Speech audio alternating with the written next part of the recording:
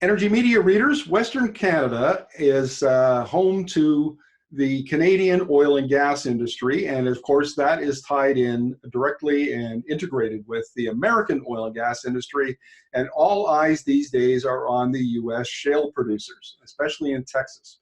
So we've asked Ed Hurst, who's an economist at the University of Houston, to come on and talk to us about who's going to survive the downturn, not only the pandemic, but also the price war between Russia and Saudi Arabia, who is not going to survive. So welcome to the interview, Ed. Thank you. Ed, take it away. Now you've said that who will survive depends on who is hedged. Could you explain that to me, please? Well, there are several aspects here. Many producers needed $50 a barrel at the wellhead in order to cover their debt covenants, to pay their employees, return capital. And with the price at the wellhead now significantly below $30, some of these companies are not going to make it if they didn't put appropriate hedging in place. And first and foremost, keep in mind that the best hedge is an unlevered balance sheet, because even if the price goes from $50 to $20, if the company has paid for everything, it's going to go ahead and roll with just the production.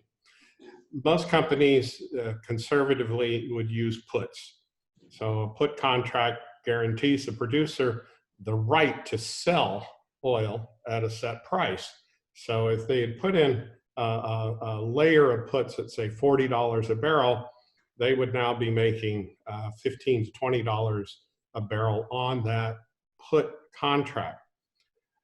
That's the most conservative approach. Buy puts on an exchange. The exchange guarantees that the counterparty has the financial wherewithal to live up to the contract. Many companies, however, engage in swaps, which is essentially a forward contract at $50. If the price goes below 50, the counterparty makes up the difference. If the price goes above 50, the producer pays the difference. Most of these contracts are not executed on an exchange. They're executed with a bank or with a midstream company or some marketer. And so there's a significant element of counterparty risk.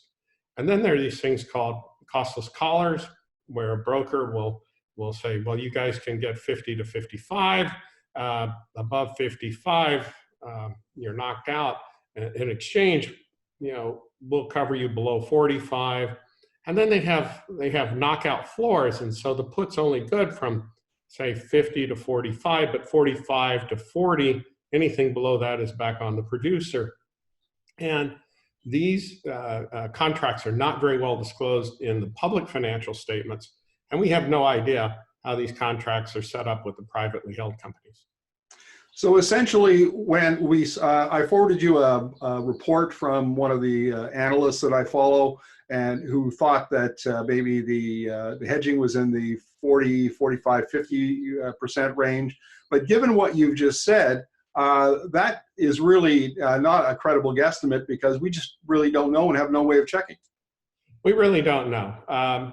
Most banks that engage in reserve-based lending will ask for a hedge out 3 years on the loan.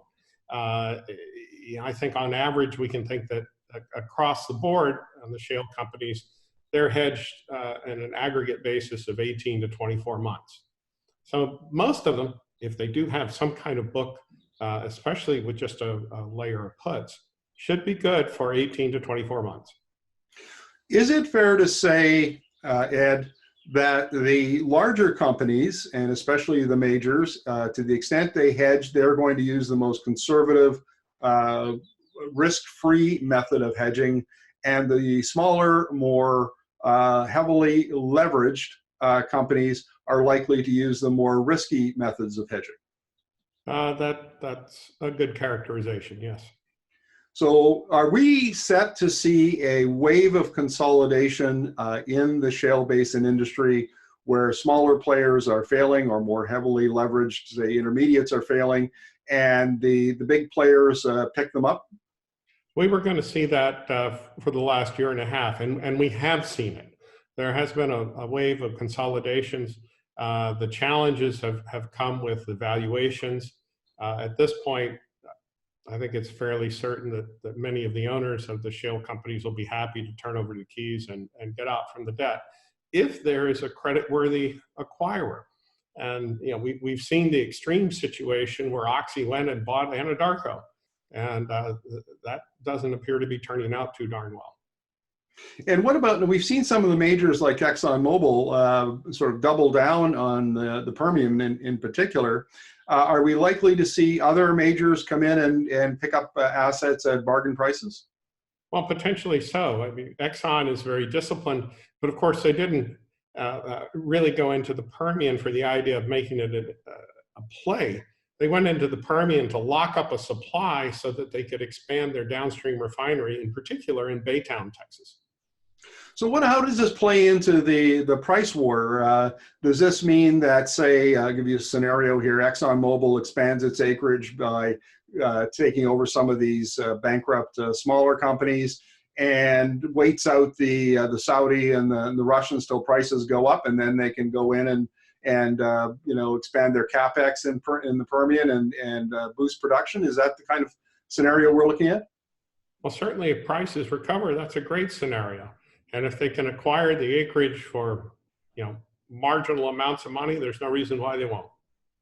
So looking ahead then, 18 months, 24 months, 36 months, is it entirely possible that the Saudis and the Russians, succeed in driving out some of the marginal producers out of the market, and production goes down for a time in the U.S., only to then pick up again after prices recover, and we're in the same position we were 6 months ago? That's entirely possible. The asset's not going away. It's still in the ground. Ed, thank you very much for this. These are perilous and uncertain times. We'll be looking forward to your cogent analysis on a regular basis. Thank you for this. You're very kind. Thank you.